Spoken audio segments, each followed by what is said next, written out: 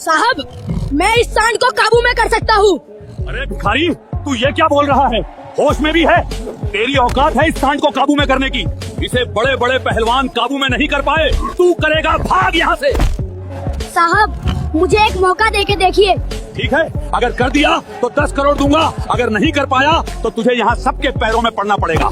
गांव का मैदान आज किसी मेले से कम नहीं लग रहा था। चारों तरफ शोर, ढोल की आवाज, लोगों की भीड़ और बीच में बंधा हुआ एक बहुत बड़ा सांड। इतना बड़ा कि जिसने भी पहली बार देखा उसकी सांस रुक जाए। लंबा, चौड़ा, ताकत से भरा हुआ। उसकी आंखों में गुस्सा था, जैसे वो किसी को भी कुचल देने को तैयार हो। लोग कहते थे ऐसा सांड पहले कभी नहीं देखा गया। उसके सींग हवा को चीरते हुए लगते थे। जमीन पर उसका हर कदम पड़ते ही मिट्टी उछल जाती थी। उसे काबू में करना किसी आम आदमी की बात नहीं थी। घोषणा हो चुकी थी, जो भी इस सांड को काबू में करेगा उसे 10 करोड़ का इनाम मिलेगा। यही वजह थी कि आज यहाँ दूर दूर से ताकतवर पहलवान आए थे। कोई बहुत भारी शरीर वाला, कोई लंबा चौड़ा, कोई ऐसा जिसे देखकर ही डर लग जाए। लोग तालियां बजा रहे थे, दांव लगाए जा रहे थे और हर किसी को लग रहा था कि आज कोई बड़ा कारनामा देखने को मिलेगा। एक एक करके पहलवान मैदान में उतरे।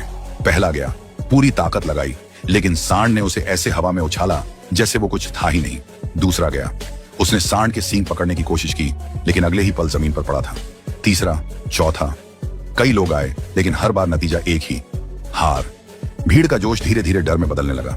लोग कहने लगे ये सांड इंसान के बस का नहीं, इसे काबू करना मौत को बुलाने जैसा है।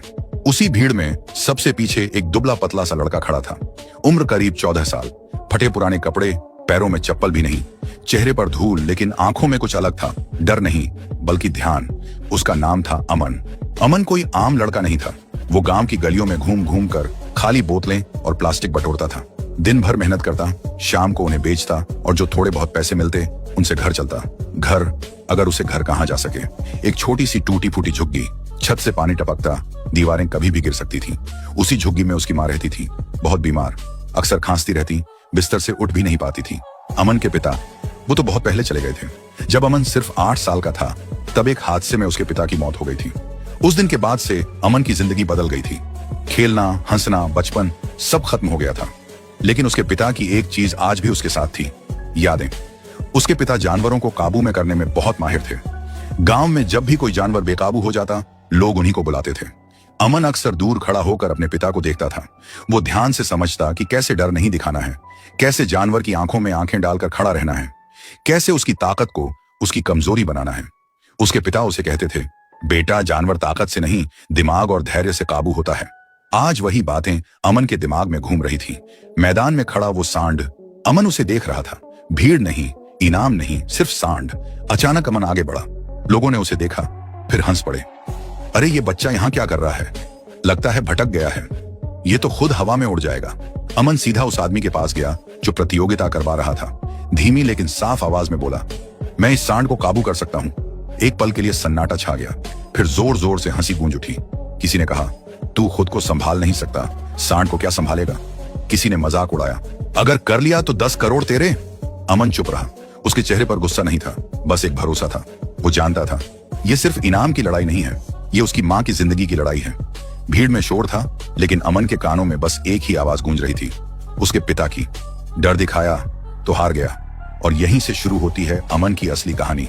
अमन के सामने खड़ी भीड़ अब हंस रही थी। किसी के लिए वो एक तमाशा था, किसी के लिए समय पास। कोई उसकी उम्र देख रहा था, कोई उसके फटे कपड़े। किसी ने उसकी आंखों में झांकने की कोशिश तक नहीं की। अरे हट जा यहां से, मर जाएगा बेवकूफ, ये खेल बच्चों का नहीं है। अमन एकदम शांत खड़ा था। उसकी सांसें तेज थीं, लेकिन हाथ नहीं कांप रहे थे। उसकी नजर अब भी सांड पर टिकी थी। सांड भी उसे देख रहा था। पहली बार ऐसा लग रहा था जैसे वो भीड़ को नहीं, सिर्फ अमन को महसूस कर रहा हो। जिस आदमी ने प्रतियोगिता रखी थी वो आगे आया।